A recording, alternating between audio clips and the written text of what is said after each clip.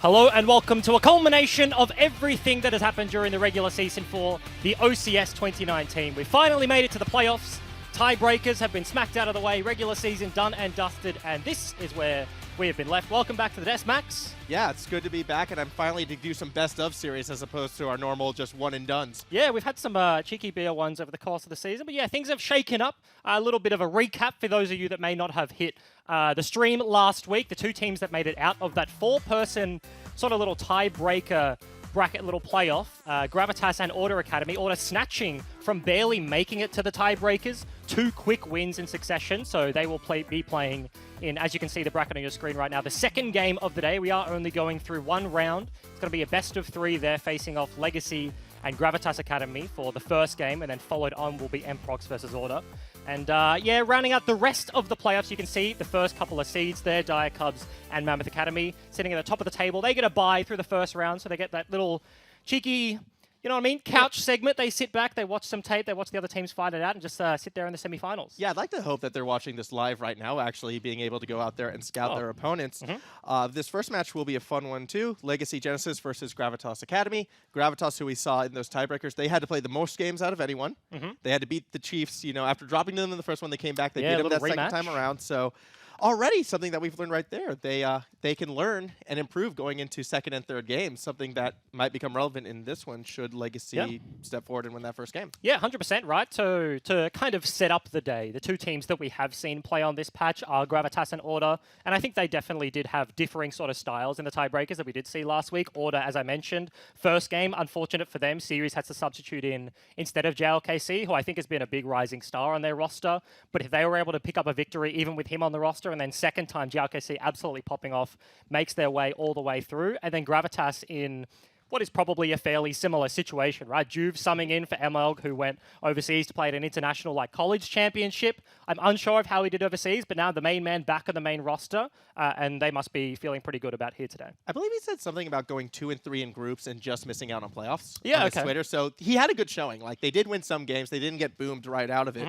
But I'm sure he's happy to come back to the OCS and get another crack at maybe advancing further than a first round. Yeah, but I mean, that's an international competition. Exactly. Right. That is something that all League of Legends players kind of strive to achieve. You know, you talk of OPL pros, and it's like, yeah, I want to make it to MEO, I want to make it to the final, so I get a chance to go to MSI, get to Worlds, and for the college championship, the uni games, I think it was University of Auckland he was competing with. Being able to have a chance to go overseas, play against some of the big dogs is definitely a cool one. And speaking of Auckland as well, when we're looking at Gravitas Academy, Guapi doing well for his high school Rangitoto, looking to get, back-to-back high school championship victories. Oh, they've already won one? Yeah, they won last year. Yeah, and it's the same school again in this year, and they're looking super strong in doing it. But because it's OCS, a bit more organized, he's back in his actual role in that top lane. He's been kind of flexing about. Going all over the place? Yeah, it's been fun to watch. Yeah, and speaking of going all over the place, Legacy is a roster which, as I mentioned, we haven't seen them play for what has ultimately just been a single week, but in terms of having video footage of them playing on stage and what this patch is going to look like, I think it's potentially one of the most interesting teams to look at, because they're a roster that has had two top laners just fulfilling both of their solo lane roles, and it has been weeks of, even when they had Mugi step in, they have had the three guys, Appy, Chungy, who are the two I believe we're going to be seeing today, but Mugi even earlier on in the split. They were just flexing the Rise, the Vlad, all of this sort of stuff. I mentioned the patch, Kled, huge champion, has just been getting picked up left, right, and center by everyone, and having double top laners on your roster here should be able to make that a strength, right? I'm expecting them to just double down on their strategy over the course of the split and show that here today versus Gravitas Academy. I mean, adding on to the champions you're listing, the other one that I'm definitely interested in is Renekton, who I feel has been a power pick throughout the entirety of the OCS, recently getting buffs as well, being able to just blast away those shields. I feel as if he's going to get picked and banned pretty much every single one of these games, I would predict. Odds are I'm going to be wrong because I never get my predictions right. Yeah. But you never know. Surprised to see Bard banned, though. That one kind of caught me off guard. Yeah, straight up target banned at Emelg there in the bottom side. GP is going to be exactly the same boat. Guapi, even in the tiebreakers during the regular season, is absolutely popping off for this lineup. So just going to round out. This is like a blue side. You have all the options open for first pick, and they just straight back-to-back 3 target bans of the opponents. And Gravitas have got to mention it. This is almost 0 meta bans. The Tristana, maybe you could count that one out, but everything else targeted at an opponent, and that's going to be a Silas first pick. Yeah, it's not even just like hard straight 3 bans. It's a hard first pick as well. So Legacy definitely coming into this with a game plan. They know what they want, no hesitation at all. And that Vladimir, something we might have seen on Legacy, actually kind of gets taken away right now by Gravitas. Yeah, and okay, let's take a little bit of a step back, right? Like Pyke is seeing kind of just a resurgence. He was a solo laner, was super obnoxious, got changed, but now in the support role, he really does have a lot more freedom than he used to, so his lanes are just fine. Tristana is one that does seem a little bit weird for people that don't keep up necessarily with like the top tier League of Legends meta, but it's just like a punish to the standard, like the Azirs that are just getting blind picked in a solo lane. And you don't really think about Tristana as that sort of champion, but it's like a press the attack solo lane Tristana, just W's on your head, is able to punish and also is super safe, has the W to drop away, and has kind of everything you need, so that's going to get banned away. And this is a very quick draft phase here for game number 1. Yeah, we're just flying through it right now. Why not getting that Xin Zhao? I'm going to assume that's going to be in the jungle. Twitch being hovered and locked in as well. That's a bit of a surprise. On the opposite side, we're seeing the Sona, we're seeing the Tahm Kench. I'm assuming that will be a Tahm top. So. You reckon? Or do you think it'll be the Sona Yeah, Tahm lane? I think it'll be Sona lane? Tahm in the bot side. I expect Drakon to get his hands on the mute lady there, but this Twitch is something that Gravitas did in their last game with the tiebreakers, Yes. and he was laning down there. It was like Twitch Braum, I think. Drew's picking that one up. He was kind of just put on Braum duty by the boys, but they made it work. You know, I was going into that match being like, man, this is a difficult matchup for the Twitch. Like getting out of laning phase, not that far behind, would have been a win, but they were absolutely popping off. In that last game, they kind of just did steamroll over their opponents in Chiefs and found their way into the playoffs bracket here, facing off. They're going to run it back, so Twitch, Vlad, Xin Zhao locked in. I think it's Bit of a mixed bag. I think it's interesting though, and I'm almost wondering if this Twitch is a trap, because yes, the Twitch did roll over the Chiefs in that tiebreaker, but I feel there's a lot of things going on in like to help that Twitch out, maybe in terms of mental as well, because you had the Chiefs who had just dropped a game, and Twitch being that really sort of feast or famine champion in my eyes, he was able to get that feast going quite quickly. Yeah. In this situation against Legacy Genesis, not only have they seen that Twitch before, but they're also coming in super fresh, obviously with the plan, so I don't think this Twitch is going to be that much of a surprise for them. And I'm wondering, I think it's going to be even harder, I guess I should say, for this Twitch to have that similar performance. Yeah, and maybe this is the sort of thing that we're looking at, like a Lulu lock-in to bolster up that early laning phase. You want to get him through, have some shield ability. Morgana does a very similar thing. It was a very obvious like Sona Tahm Kench lock-in blind from Legacy, so you really did have like the world as Retribution's oyster. He could have gone any which way. Yes, there were a couple of 80 carry bans, but goes back to basics, knows what he's playing into, so you expect has a significant read on what should be going on this game and opts in anyway. Kennen being brought in as well, so I think that definitely puts the kibosh on my thinking. Maybe they are going to switch us around and throw the Tahm Kench top. Nope, that's probably going to be Chungi rocking the Kennen. Yeah. Unless it's Appy, you know what I mean? These two guys can like swap between the roles. That's actually very true. But I expect it's just like it absolutely is going to be a solo lane Kennen. Most likely going into the top side, we have seen with a bunch of the changes, which is kind of weird, I suspect maybe due to just top lane matchups, but he did get a little bit of a hit. You saw in patch 9.14, there were the 3 champions in the top lane. It was the Jace, who is actually enabled here today, wasn't enabled last week, the Kennen and the Nico, all of basically the meta range top laners that just slap you in the head 70 million times over the course of the laning phase, and they all did get toned back a little bit, and ever since that you have seen this rise of like Bork on hit AD Kennen, and just looking for those split push abilities. I'm actually kind of proud of myself. I think that's the first time I didn't fall for that hover bait, like this entire split right there. I was getting nervous, saw that Malphite, I was like, but I've been seeing a bunch of Malphite. Like, no lie, like the buffs on this patch, and has been receiving kind of little love taps. Like, obviously, Riot Games' balance team is like Malphite. Yes, we want that guy in the meta. Like, nobody understands why. Malphite is an interesting champion to play into, but yeah, just around the traps, you know what I mean? I don't have insight into scrims, but like solo queue, looking at pro players, like people are testing him out at least, whether or not the success has been there behind the scenes and they're willing to bring it to the competitive stage, but he's certainly getting looked at by a bunch of people. I know in like the amateur tournament scene, actually, Malphite has had that big rise. It could be a similar situation, people trying it out in sort of these smaller scale tournaments to see how it would go before maybe moving it to the larger things. Yeah. But yeah, definitely some Yasuo comps with Malphite, some Silas comps in response to Yasuo comps with Malphite I've seen, which was that was a actually interesting one. So first team insta-locks in Yasuo, the other team gets all the knockups, and then last pick Silas. Oh, and you just take the Yasuo ult? Yeah, you just take the Yasuo ult and just go for it. I didn't even think about that. When you said like Yasuo Silas comps, I'm just like, okay, he's got some chains. They built the Yasuo comp with the Silas to steal from the Aswell. That's really cool. I like that. Because, I mean, like when you think about, and of course we're going to have a pause at the top of the game. We'll get back to you as to why, and we'll be getting into it very quickly, but we'll just have a chat for a little bit. But like Malphite, in terms of, you take a look at the meta and what has happened, like in the last couple, or like you can kind of summarize the solo lanes. It has been like very negative matchups bot side, the Sona, the Tahm Kench, the Braum, like the sit back, just play for the scaling sort of matchups. And then you have like the Camille, the Aurelia, the Sejuani. And those things, like when you look at how they end games, like require Baron to get ahead. They require like these big team fights to be able to snowball and break the base. They can't just chip away at things. And when you like need reliable engage and Malphite is just getting like slowly tapped up into the meta, like, you know what I mean? Like that makes sense. Like he hasn't been picked up here, but certainly is an option. If the matchups in lane aren't that bad, if you can get him through, then he's one of the most reliable engage tools in the game. So I feel super potent. Yeah, I feel especially like in the OCS as well, where we've seen in general success from the simpler to run team competitions, like these easy wombo team fights. Malphite, he has the go button. He has the we're gonna team fight right now. Yeah. And unless your reaction is incredibly on point, it seems to hit more times than it misses. Yeah. So definitely something we might see later in the day, but Malphite's not in this game. Instead, it was the Cassiopeia locked in.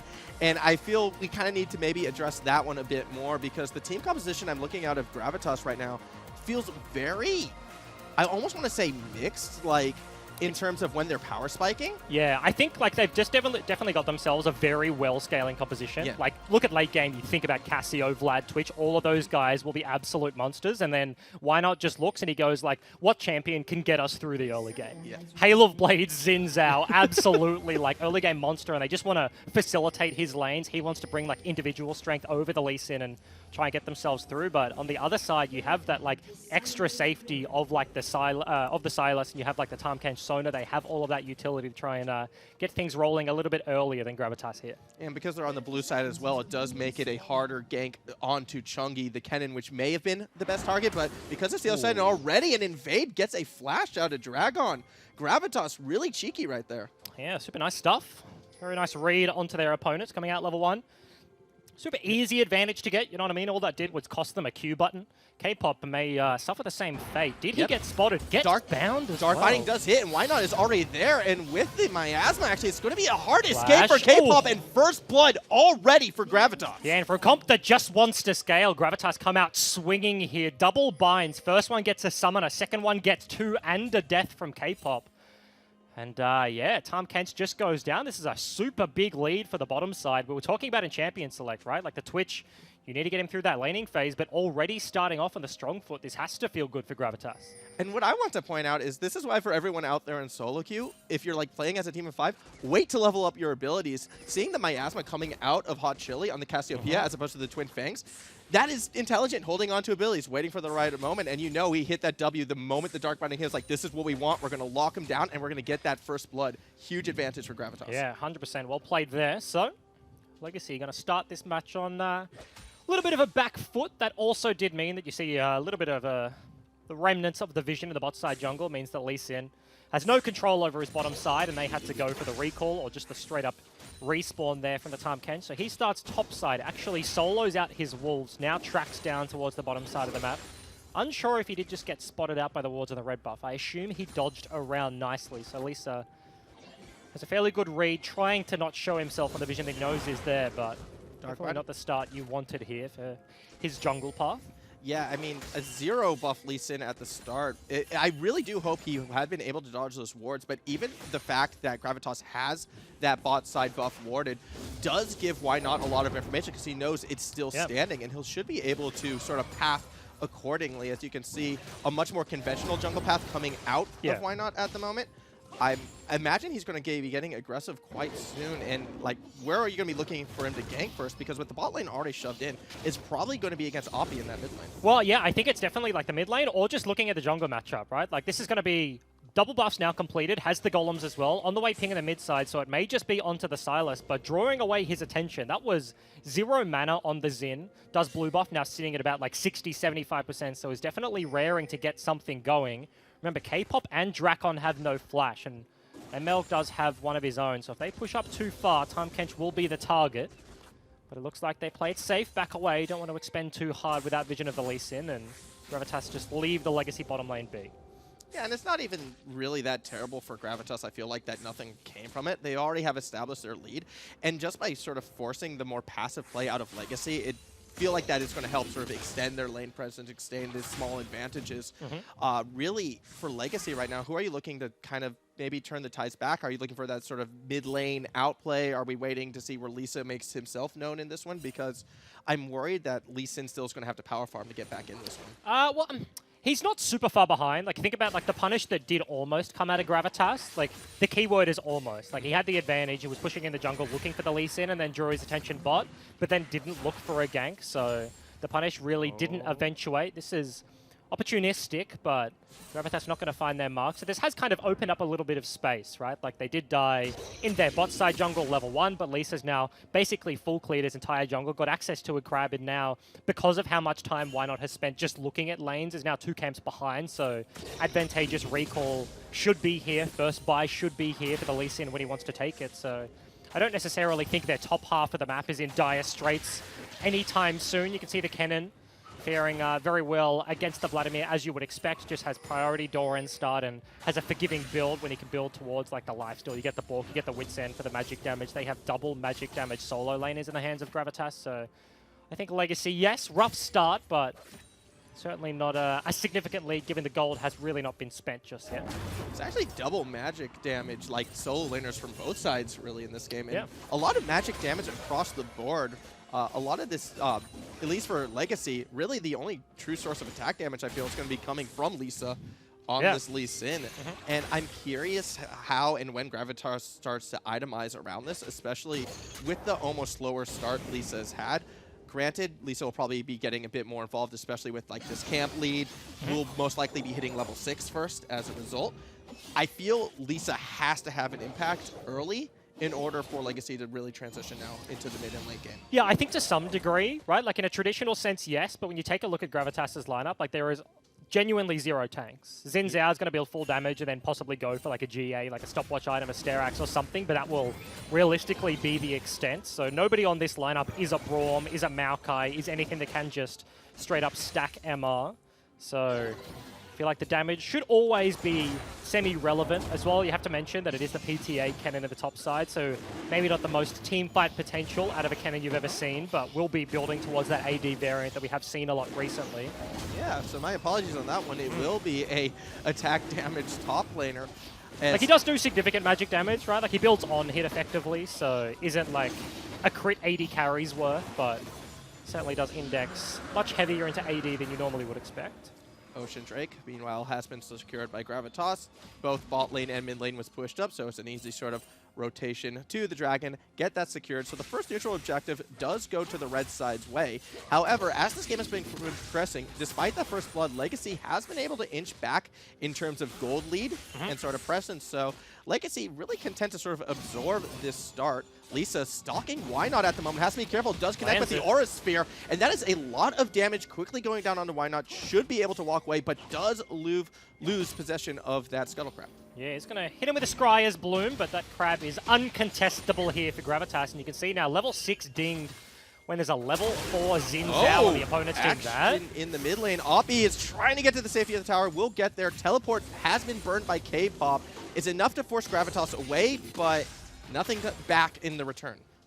Yeah, looked incredibly close. You can see double support roams. TP expended from the spellbook, so K-Pop realistically doesn't lose too much, but a proactive play there from Emerald. Morgana gets himself into the mid lane and fishing for an opportunity. A couple of things just happen in quick succession, right? The Xin Zhao, in terms of peak effectiveness on the map, probably largely missed one of his biggest windows right now. You've hit level 6 from the Lee Sin, is arguably ahead, and just by nature of the fact that Xin looked for multiple things but nothing really stuck, unfortunately is going to be what happened in the early game for him, but this is going to be Plague has been dropped. The slicing Maelstrom and the flash out of Chunky might not be enough to escape. That's a lot of damage onto this Kennen. He gets under tower, but the flash from Guapi secures the kill. Yeah, Vladimir picking up the kill, super useful, and just as I mentioned, none of the ganks stick. Wynot absolutely makes it work on the top side. No TP for the Kennen, so he cannot get back to that lane anytime soon, and burns the summoner, so walking towards top side. Yes, they didn't get the crab, but they got the top kill that they were longing for. I mean, and that's good for Gravitas. It does keep them, I guess, a bit more ahead. So they're still in that position that they want to be. But despite that, I'm still questioning, is it actually enough? I feel like with that start that they've had, they should have been able to find a way to snowball that game a bit harder. As you were mentioning, we haven't really seen Why Not get too many of those successful ganks. He does get that one in the end, so he is a bit fortunate. But that window has closed really, really slim. And he just really needs to, I feel, just pry it back open and keep it going. Yeah, right, but like take a look at the composition. Like for Xin Zhao, yes, absolutely will be falling off, but if his job was to kind of leverage them through the early game, seems fine right now. Kennen goes back, picks himself up a Cutlass after the death, but now his lane gets a little bit harder. They fished for an opportunity in the mid side, but weren't able to find it. But now Cassio sitting 15 CS above her lane opponent. Twitch has got through laning phase unscathed, which I think is probably to be expected given the matchup. Blind pick Sona, blind pick Tahm Kench is not the most oppressive to deal with. This is a very smart read from Gravitas. Q. Yep, or a sphere does connect, but I imagine that will just lead to a hasty retreat. The blue buff most likely was the goal for Gravitas, but Avi wants to contest it right now. Blue buff is actually smited away as ultimates are dropped. Why Not should be able to escape. Yeah, they get the blue buff and get out with their lives. You can see the stolen Xin ulti kind of disengaged the fight that Legacy themselves were looking for, so we're able to find it. Here's an engage, staying on a ward. And he's just obliterated. Yep. See you later. That's a mistake. Fishing for an opportunity. Didn't have a pink ward, and very easy cleanup. That's an ulti. Yeah, Crescendo on Retribution. No real follow-up damage is there just yet, so very much a defensive ult coming out of Drakon, I feel.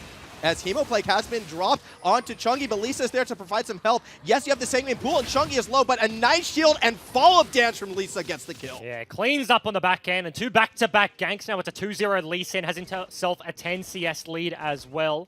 Turning around the top side, last time it was Chungi getting ganked, and the help of his top laner is able to turn that one around. And I feel like giving Guapi early game freedom on a Vladimir, just in terms of him as a player, but him as a champion, everything is bit of a disastrous scenario. So Legacy take a look at it. They're like, yes, let's apply some pressure towards the top side. Let's keep this Vladimir down and get things rolling. So early game, a little bit back and forth, but fairly even. 100, 200 gold is the only deficit right now. K-Pop is going to get jumped on right now. The Dark Binding does force out the flash.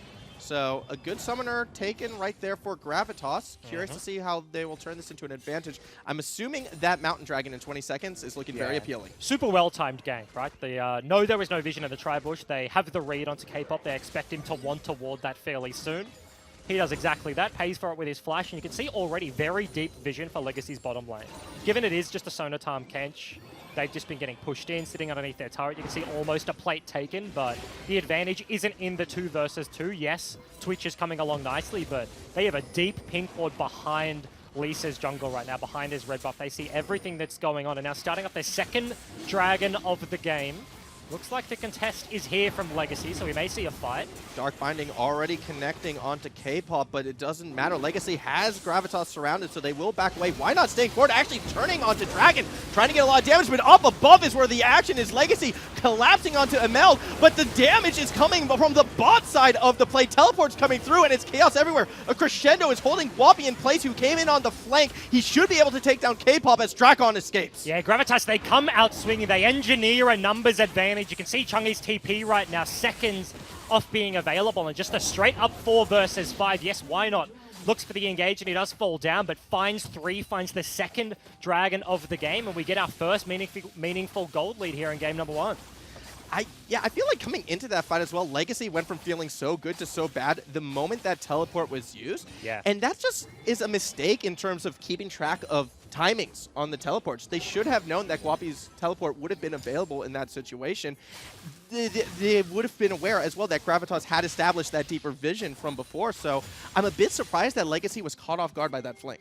Yeah, and they just opted into it, right? There was a actually very nicely timed tongue lash from the Tahm Kench, and you look at Why Not, and it's like, he's getting incredibly low on the Xin Zhao, and it's like he's not the most tanky member. Getting slapped by a Mountain Drake isn't a good situation, but able to split the Tahm Kench from any of the carries. He looks for that engage, and yes, he does fall, but they absolutely clean up off the back end. So Rift Herald as well. Flip the map immediately, get themselves a Rift Herald. This is very quick succession right now. Kills going to the right places as well. Guapi And Hot Shelly on the Casio, sitting pretty right now. Griftail gets popped almost immediately. Pre-14 minutes means plating is still up and available as well, so a bunch of gold going to be going to the red team. And it's going to the right members. Retribution, at the exact right time, has the minion wave pushed in, so he's going to be benefiting a lot from those plays going down, just trying to further enable this Twitch. And this is exactly, I feel, the kind of game that Gravitas wanted to play. Yeah. I feel like they're really settling into their identity towards the end of the split. They pick scaling and then win the laning phase anyway, right? Like it's a Vlad, Twitch, Casio comp, and they just make it work. Peace. Goodbye, Kennen. Yeah, winning lanes with scaling champions. Yep. Like, if you want to see it in action, there we are. And that just comes to, like, sheer outplay. Like, you don't need to win the lane. Like, you shouldn't be winning matchups, right? When you get blind picked Sonatam Kench, then bot side is fine. Casio does really actually quite good in the early stages, but scales into oblivion, and Vlad kind of the one member that fits that stereotype to a T, but Flash, EQ auto attack, gonna get himself a cannon kill, and this makes it look so easy. I mean, there was a lot of ability power already on Guapi before that went down, and I almost feel as if Chunky just not respecting the kill threshold in that situation, as Retribution is stepping forward, has that black shield, and is able to keep walking for Drakon getting is he dead? So low, and the poison does get the kill. So Legacy, once again, they're staying too long. They're not respecting the damage from Gravitas, and now they have their eyes set on this tower. Legacy have 3 members. They might try to defend, but not if the Aura Sphere does not connect. So with that, all right, the tower won't fall with this wave. People should reset. Yeah, TP is going to be up in a couple of seconds when Drakon spawns, so I suspect you're right. I believe Gravitas just going to go towards the side lanes. You can see a Fat Wave topside needs to be caught. Also, Blue Buff is actually being looked at by the Casio. She'll certainly make short work of that one. Just going to eat that alive. Tom does have ulti, though, so if Legacy want to find their way behind the Casio, he is very far split off towards the other side, and it looks like they're actually making the play. Yeah, they are. The pings went down, so it definitely means Hot Chili was spotted. You can see the flank coming from above with Chungi. Hot Chili should know this cannon is there, but is there much that Casio can do? No flash available. Drops the Petrifying Gaze. It only hits one target, which K-Pop will keep Chungi safe. Still, Lisa almost goes down. Slicing Maelstrom should help secure this kill, but Casio's doing so much work. Gets one. She might be able to get 2. No, Lisa gets the kill before the outplay. Yeah, tried the 1v3 and almost came up clutch. Takes down one member, and on the other side, you can see the Retribution actually looking to pick on the other side of the map. He's going to take down someone. Actually, no, Kennen died on the top side, so he's absolutely chilling. Looked like an almost kill in the mid lane, looking for an opportunity, but not able to continue any further. Appy is the one who might be in trouble, kind of getting stalked right now by Emelg and jumped on. This is a bad situation for Appy, but he has the damage to possibly turn around, still flashes defensively. Lisa with the save, and Emelg is the one in the hot seat. Appy still there. Crescendo cutting off the flank from Retribution, and Legacy looks to jump on this Twitch. Why not? Will sacrifice himself to keep Retribution alive, but a flash forward from K-Pop, and Twitch has to run. Can Retribution escape? Wappy is here to help, looking to turn up and around. The Hemoblade comes down, as does the Pool, but down below, Chungi is able to take down Retribution. Drakon escapes on a sliver of health, and Guapi is now alone in no man's land. Should not be able to escape, in a huge fight going Legacy's way. Yeah, and it looked like Gravitas were playing way too quick, but they get themselves engaged into enemy territory. Legacy able to trade back a bunch of those kills, closing the CS gap and the gold gap significantly right now. Hot Shelly stalking. Yeah, very nice play. Actually, Blue Trinkets himself.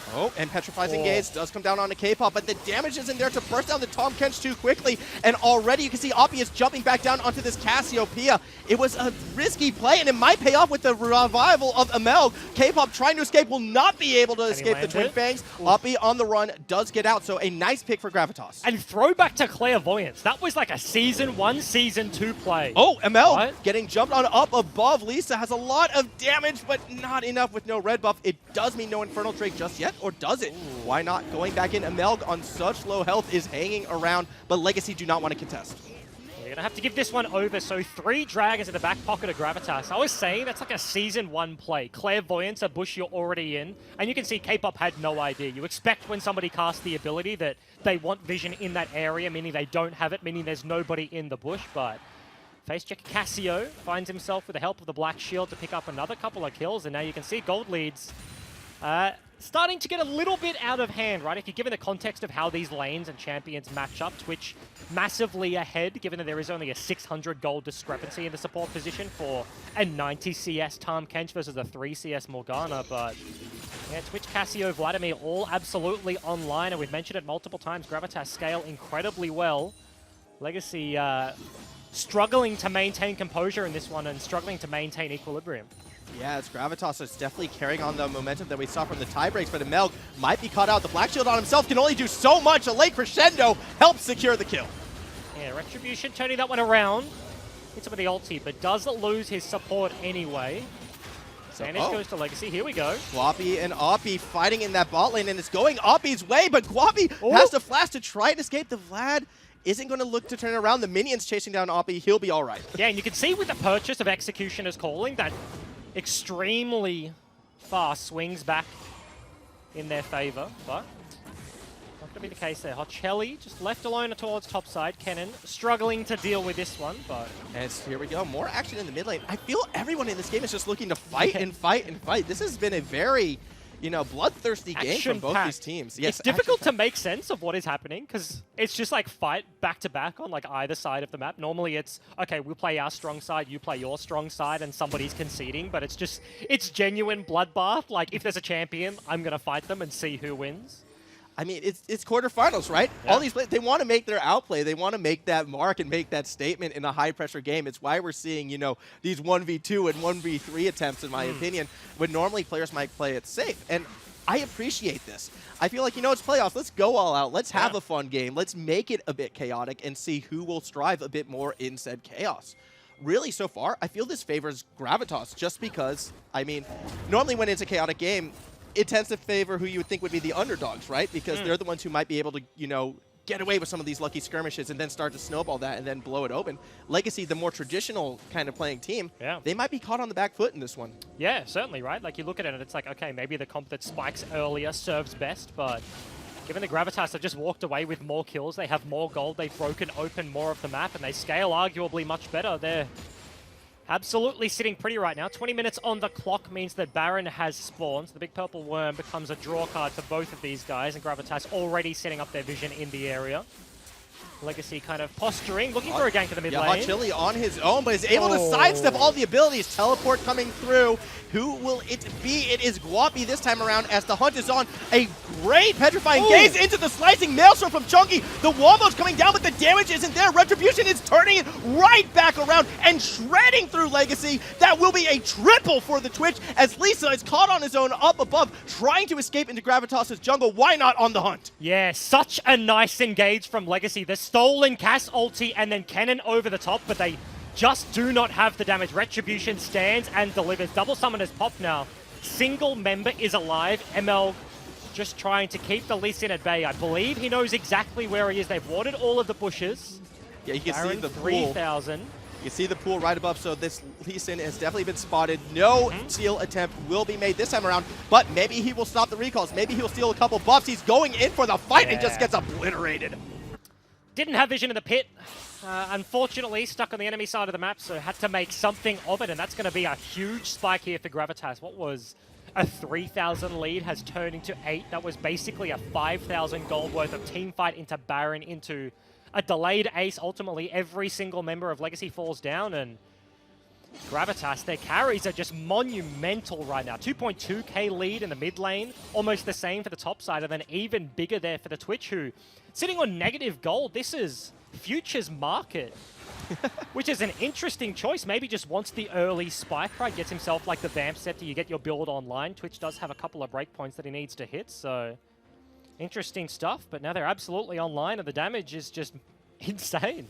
And with the QSS as well on Retribution, he's going to be even harder to shut down. And we saw how elusive he was before that, even despite, you know, that Wombo being dropped on him. Guapi wants the solo Q, goes ahead, drops the Hemo Plague, and it's enough to scare Chunky away. So bot lane securely in the hands of Guapi and Gravitas, just in time for the Infernal Drake. And it's just like a little bit too far gone for the Kennen, right? Like sitting 0-4, not the situation you want to be in, but he definitely itemized for the side lane. Gets himself the Executioner's Calling. Maybe you can deal with Vladimir underneath the turret. Even if you get a Cassio, she has significant healing as well, but just absolutely no match for the 2 items. Almost 3 completed here for both of those solo laners. Maybe upon reset, like they will have themselves the 3rd item, and double Infernal, got themselves an Ocean, a Mountain. This is it's a tough hill to climb here for Legacy. I want to just quickly touch back to that Wombo attempt that we saw out of Legacy before. And I'm wondering, like, I'm not going to criticize Chungi for going, you know, the split push AD build, because I know how it works and I know it can be super strong. But if that had been an AP Kennen in that situation, I almost feel as if Legacy win that fight. Probably.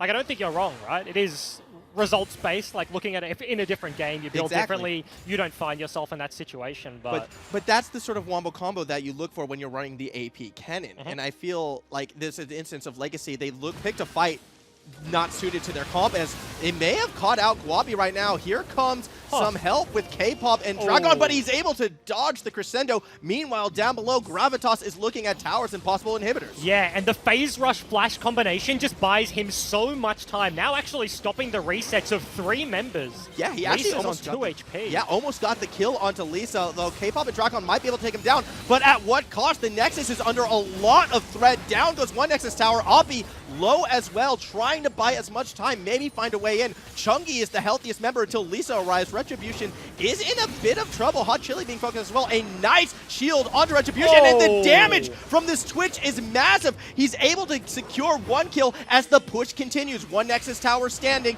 and with the Retribution working on it, it won't stand for long. This is a last-ditch effort for Legacy. They got the kick of Retribution into the team. Twitch is down as Legacy looks to push forward, but Hot Chili, there's another big damage threat, and he's also going to down. These Twin Fakes shredding those health bars, and they'll get that kill, and Gravitas will win the game.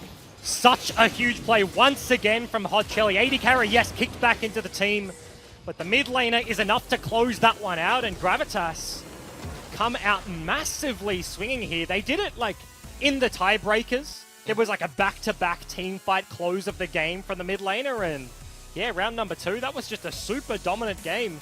And I feel like out of all the teams we've seen, mind you, we haven't seen Emprox play in a while. We haven't seen Dire Cubs or Mammoth play in a while, and we won't for another week. But I feel like towards the end of the season, Gravitas are really settling into the style of League of Legends they want to play, and they look comfortable on it. Yeah, that looks like, you know, the atypical Gravitas Academy game. Yep. That's what they wanted to do. They executed it very well. They had that early jungle pressure coming from Why Not to help get those lanes ahead. They scaled much earlier than expected, pushed those team fights, won the big ones in the mid lane, won the one at the bot lane, and then that was it. Because right, what was the bans coming through? It was double support bans. They lose the Bard, they lose the Pike, and I'm not sure what the other champion was in the middle. Like, it was Bard first ban, something, and then into the Pike. But now red side, potentially, of course, like best of 3. These are conversations we haven't had during the regular season. Legacy being the upper seed here, coming in this one. They were seed 3 versus 6 of Gravitas, barely scraping through the tiebreakers. So they had side selection. They chose blue. That game went absolutely disastrously, right? When you look at the start, they had losing Flash on your Sona, losing Flash heal on your Tahm Kench, and dying level 1. That's not a good start to the series. Now it's match point, like a single game deep. That's disastrous. Yeah, definitely not the place that Legacy wants to be. And when you're thinking how that team went based on the compositions, it's like, okay, so we just lost against the scaling comp, so maybe we want to ban out those scaling champions and force them onto the early game. But they lost against the scaling comp in that early game. I almost feel like, do we really want this team to get those early game advantages? Because we've seen what they can do when they are able to get them. Yeah, right. And I just heard it in my ear being told that now, of course, that was Legacy side selection. Now it's going to be in the hands of Gravitas. They chose blue. So we are going to be seeing the switch, which means draft certainly does change. I think as Legacy, like red side, probably makes it a little bit harder. I believe, like, I'm not too sure of win rates, like, internationally, at least in my, like, completely biased, subjective view. Like, OPL teams, looking at that, like, red side does look incredibly strong in this current patch. Maybe that's advantageous. It's interesting that both of these guys have chosen blue side, right? Like, coming into it when they've had the selection, but changes things for Legacy, right? Like, it was the Bard, it was the Pike. Do they add Twitch to that mix? Because it looks like Retribution is just pick me Twitch, like, it doesn't really matter the matchup. And yeah, I think some things certainly have to change from Legacy Genesis. Yeah, I'm very curious now because I'm thinking back, remembering Legacy had that first pick and they wanted the blue side, and they got the Silas, and they instant-locked it. So that was something that they definitely put a lot of priority in. And unfortunately, in this game, didn't really work out with the team comp that they had. I do think it was strong. Actually, it was almost more like the top lane that maybe is where they might want to adjust things. But I'm curious if they're going to continue to put that same priority onto the Sylas moving forward. And yeah, who knows, right? Like Sylas blind pick into like you don't really know what to expect. They got very good value out of it with the Cassio ulti in that one play, but like it was kind of a little bit too far gone. They'd already lost the Baron. Like it was semi-disastrous by that point. But that is going to be game number 1. So Gravitas Academy come out absolutely swinging, pick that one up in a very quick, almost 25-minute game. Match point already. We'll see you in 5 minutes.